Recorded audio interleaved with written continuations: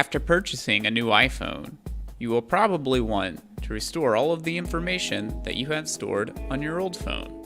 To do so, plug your new phone into your computer using the charging cable that comes with your new iPhone.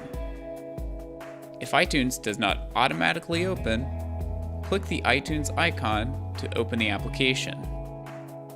In the iTunes window, you will be presented with two options: to set up as a new phone or to restore from an iPhone backup. Select the backup that you would like to restore from, and then hit Continue.